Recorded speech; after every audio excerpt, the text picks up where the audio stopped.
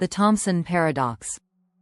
In this paradox, a lamp is switched on and off infinitely many times in 1 minute. So, the lamp is off at t equals 0. It is switched on at t equals 1/2. It is switched off at t equals 3/4, and back on at t equals 7/8, etc. The process stops at t equals 1. So the question, at t equals 1, is the lamp on or off? Now the most reasonable position to hold regarding limits in general, it seems to me, is that a limit exists in completed infinity, while the limit process takes place in potential infinity. So, the fact that the sequence of switching on and off the light has no limit seems to imply that the whole theoretical procedure is logically impossible in some way.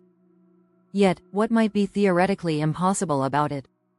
My thought is that this paradox pries open a possible Pandora's box concerning the relationship between potential and completed infinity. We may need to look for a different concept of limit that more firmly connects potential and completed infinity. Or we may go to the extreme and deny the concept of completed infinity. But if we deny completed infinity, we also must deny real numbers. Certainly we would rather not deny real numbers. So, the second choice may be to attempt to define the concept of limit in such a way that it is seamless with completed infinity. However, that may be much easier to say than do. In fact, it may not be possible.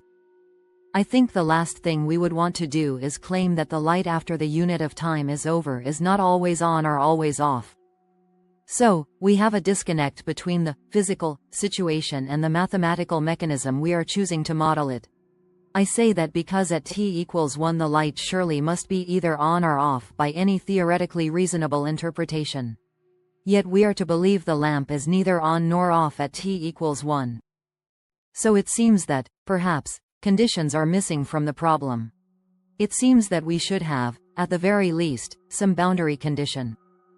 However, assume that for any time t less than 1, the state is well defined because we have a finite number of switches, and assume that at t equals 1, every switch in the sequence has been exhausted. Then note that the state at t equals 1 is determined by the last switch event. However, there is no last switch event in potential infinity. The switches accumulate to t equals 1, but there is no final switch event that occurs exactly at t equals 1. Every finite step in the process has a clear state, but t equals 1 is not a step. It is a limit point. It exists in completed infinity. Since the state depends on the last switch, but no last switch exists, the state at t equals 1 is undefined. Thus, we cannot even by fiat define on as the result, nor can we define off as the result. Neither is theoretically possible. So, theoretically, this sequence of events cannot terminate even though the limit for time exists. This paradox exposes a possible flaw in our application of limits to physical processes. The distinction between potential infinity, a process that can continue indefinitely, and completed infinity, a fully realized infinite totality, is crucial. The paradox suggests that our concept of a limit may be incomplete when applied to non-convergent, oscillatory processes.